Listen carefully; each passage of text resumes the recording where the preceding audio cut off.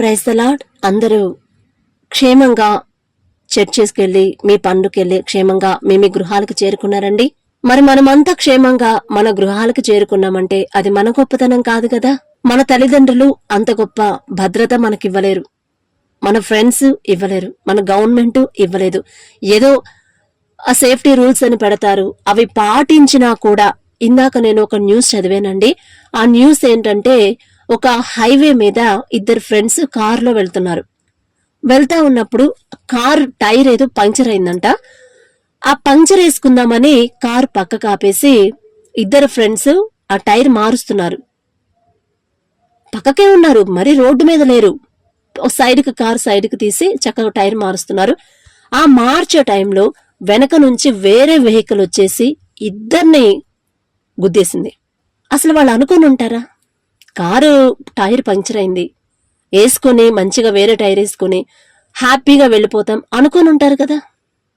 ఎందుకంటే వాళ్ళు సేఫ్ గానే మేబీ అప్పటి వరకు వెళ్ళి ఉండొచ్చు, కానీ అస్సలు ఊహించి ఉండరు కదా అలాంటి పరిస్థితి, అలాంటి యాక్సిడెంట్ అనేది వాళ్ళకి జరిగిద్దని, జరుగుబోతుందని అనుకుని ఉండరు కదా. ఇక ఎప్పుడైతే వెహికల్ వాళ్ళని పాపం గుద్దేసిందో, స్పాట్ డెడ్. ఒక ఫ్రెండ్ స్పాట్ లో చనిపోయాడు. వేరే ఫ్రెండ్, ఇంకో ఫ్రెండ్ ఏమో హాస్పిటల్కి తీసుకెళ్తుంటే దారి మధ్యలోనే చనిపోయాడని ఇందాక మధ్యాహ్నమే నేను న్యూస్ చదివానండి. ఎంత ఘోరమైన చావు, అసలు ఎంత భయంకరమైన యాక్సిడెంట్ అది. అస్సలు ఊహించి ఉండరు కదా. ఎందుకంటే మేము సేఫ్ గానే వెళ్తున్నాం, జాగ్రత్తగానే ఎటువైపు వెళ్లాలని రూల్స్ పెట్టారు, ఎటువైపు వెళ్తే సేఫ్ అని ఒక రూల్స్ అండ్ రెగ్యులేషన్స్ పెట్టారు, సేఫ్టీ రూల్స్ పెట్టారు. ఆ రూల్స్ ఫాలో అవుతానే మేము వెళ్తున్నాం. మాకెందుకు యాక్సిడెంట్ అయింది? కారు టైర్ పంక్చర్ అయింది, పంక్చర్ వేసుకుని మళ్ళీ వెళ్ళొచ్చు అనుకోని ఉంటారు. కానీ మనం ఎంత జాగ్రత్తగా వెళ్ళినా వచ్చేవాళ్ళు, ఎదురొచ్చేవాళ్ళు గాని, వెనకొచ్చేవాళ్ళు గాని, పక్కనొచ్చేవాళ్ళు గాని, వాళ్ళు అదే జాగ్రత్తతో వస్తున్నారన్న నమ్మకం మనమైతే ఇవ్వగలమా? ఇవ్వలేం కదా. చాలా బాధేసింది. అసలు అంత జాగ్రత్తగా వెళ్ళినా కూడా, పక్కకు తీసి బండి ఆపుకున్నా కూడా ఆ వెహికల్ వచ్చి గుద్దేయంగానే ఇద్దరూ చనిపోయారు. ఎంత భయంకరమైన విషయమో కదండి. కానీ మనం అంత క్షేమంగా ప్రతిరోజు సేఫ్గా బయటకెళ్ళి, మనం సేఫ్టీ రూల్స్ పాటించినా కూడా సేఫ్గా బయటకెళ్ళి అంతే సేఫ్గా మరలా మన గృహాలకి చేరుకుంటున్నామంటే అది మనం సేఫ్టీ రూల్స్ పాటించడం వల్ల, జాగ్రత్తగా బండి డ్రైవ్ చేయడం వల్ల. అందుకేనండి నేను ప్రతిరోజు ఇదే ప్రార్థన ఎందుకు పెడుతున్నానంటే, ఎందుకు సిస్టర్ ఇంకా వేరే ప్రాబ్లమ్స్ లేవా మనకి?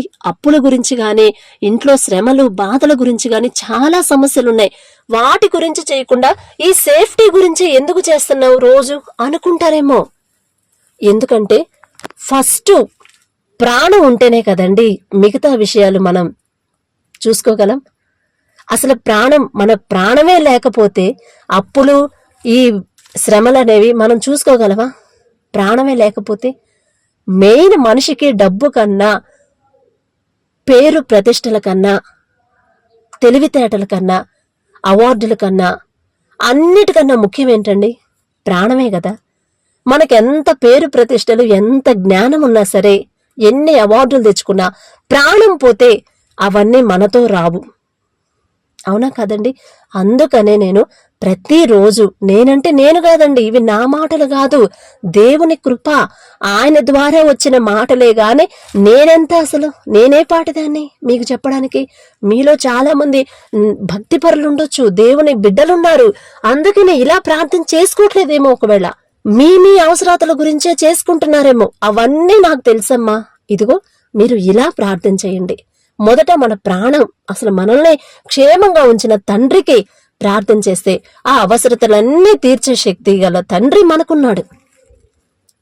అందుకే మనం ఎంత శ్రమలున్నా, ఎన్ని అప్పులున్నా, మనకంటూ ప్రాణం నిలబడితే అవి ఎలాగైనా తీర్చేస్తాడు మన తండ్రి.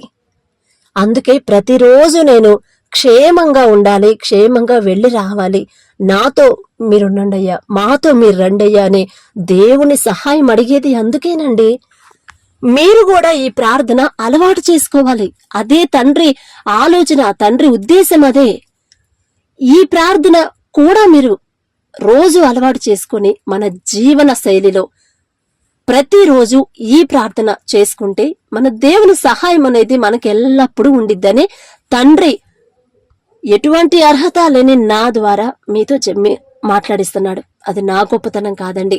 అందుకే అటువంటి యాక్సిడెంట్లు, ప్రమాదాలు మనకి జరగకుండా అంత క్షేమంగా వెళ్లి క్షేమంగా వస్తున్నామంటే అది కేవలం దేవుని కృప. కేవలం దేవుని కృపే అంటాను నేను, కాదు అని మీరంటారా?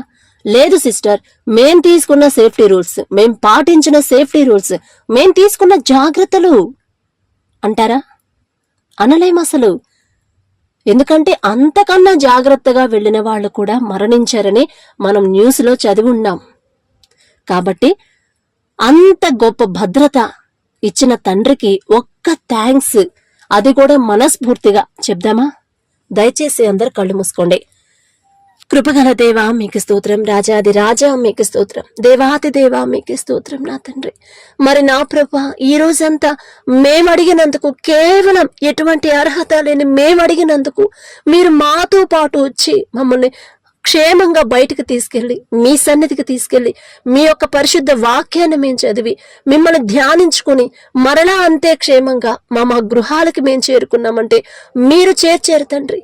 ఏ పాటి వారం ప్రభా, ఎటువంటి అర్హత లేని మేమడిగినా మాతో పాటు మీరు నడిచి మాతో రావడానికి మేమే పాటి వారం నా తండ్రి. మాకన్నా గొప్ప గొప్ప వాళ్ళు ఎంత భయంకరమైన యాక్సిడెంట్ అయి చనిపోయారని వార్తల్లో మేము చూసేము తండ్రి ఈ రోజే. కానీ మేమింత క్షేమంగా వచ్చామంటే అది మా గొప్పతనం కాదు, మేం తీసుకున్న సేఫ్టీ రూల్స్ కాదయ్యా.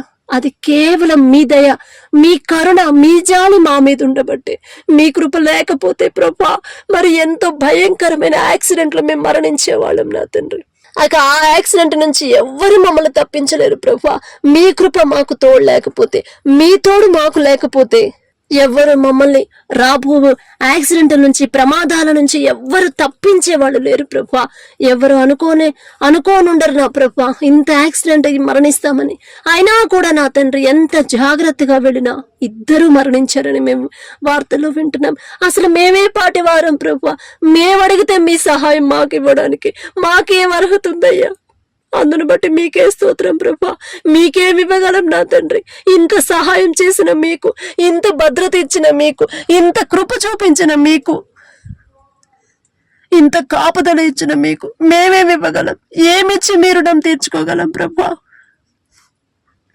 మీకేం తక్కువ అని మేమేమివ్వగలం ప్రభా? అసలు అవసరమే లేదు తండ్రి. అంత గొప్ప మహిమను వదిలిపెట్టి కేవలం ఒక మామూలు మనిషిని మేము అడిగినందుకు ప్రభా, మాకు మీ సన్నిధి, మాకు మీ కృప తోడుగా ఉంచడానికి ఏమవసరం ప్రభా? ఎవరిస్తారయ్యా ఇలాంటి భద్రత? మీరివ్వకపోతే నా తండ్రి, అసలు మీరే ఇవ్వడానికి ప్రభా మేమే పాటి వారం నా తండ్రి. మేమంత గొప్ప భక్తిపరులం కాదు, అంత నీతిమంతులం కాదు, అంత ఆత్మీయంగా ఎదిగిన వాళ్ళం కూడా కాదు ప్రభా. అయినా సరే నా తండ్రి, మమ్మల్ని ప్రేమించి మాకు తోడుగా ఉన్న దేవా మీకే స్తుతి స్తోత్రం ప్రభా. మరి గడిచిన దినంలో నా తండ్రి మీ సన్నిధిలో మీకు వ్యతిరేకంగా మీ మనసు నొచ్చుకునేలా మా ప్రవర్తన ఒకవేళ ఉంటే క్షమించండి నా తండ్రి. మీరున్నారని గ్రహింపు లేకుండా మా ఇష్టానుసారం మేము ప్రవర్తించుంటే క్షమించమని అడిగే అర్హత మాకు లేదయ్యా. క్షమించమని అడిగే అర్హత మాకు లేదు. ఎందుకంటే మీరు ప్రతిరోజు మాతో మాట్లాడుతున్నారు. నీ ప్రవర్తన జాగ్రత్తగా చూసుకొని మాని మీరు మాతో చెప్తున్నారు. అయినా కూడా నా తండ్రి, మా ప్రవర్తనలో మేము భద్రత లేకుండా ఉన్నాం ప్రభా. క్షమించండి నా తండ్రి. మీ మనసు నొచ్చుకునేలా మేము ప్రవర్తించకుండా, మిమ్మల్ని బాధ పెట్టేలా మేము నడుచుకొని ఉంటే ప్రభా క్షమించమని అడుగుతున్నాం నా తండ్రి. మీ బల్ల, మీ శరీరం, మీ రక్తం తీసుకునేటప్పుడు అయోగ్యంగా ఒకవేళ మేము తీసుకుని ఉంటే మమ్మల్ని క్షమించమని అడుగుతున్నాం తండ్రి. క్షమించమని అడిగే అర్హత మాకు లేదయ్యా. కానీ మీరు తప్ప క్షమాపణ మాకు ఎవ్వరూ ఇవ్వలేరు తండ్రి. మనస్ఫూర్తిగా మీరు మమ్మల్ని క్షమిస్తేనే మేము ప్రశాంతంగా ఉండగలం ప్రభా. తెలియక చేస్తుంటే క్షమించండి నా తండ్రి. బుద్ధి లేని వారం, తెలివి లేని వారం ప్రభా, అయోగ్యంగా మీ శరీరం, మీ రక్తం తీసుకొని ఉంటే మమ్మల్ని క్షమించమని అడిగే అర్హత లేని వాళ్ళం. అయినా అడుగుచున్నాం ప్రభా. మరి పడకల మీదకి వచ్చి ఉండగా సుఖమైన నిద్ర, చురుకైన మెలకు మీరే దయచేయమని అడుగుచున్నాం. ఈ రోజు జరిగిన విషయాలన్నిటి గురించి మేము అనవసరంగా ఆలోచిస్తా నిద్ర లేకుండా గడుపుతున్నాం ప్రభా. అటువంటి ఆలోచనలు మాకు రానివ్వద్దు. గాఢ నిద్ర మీరు మాకు దయచేయండి. ప్రశాంతమైన నిద్ర మీరు మాకు దయచేయమని యేసు నామములో అడుగుచున్నాము తండ్రి. ఆమేన్.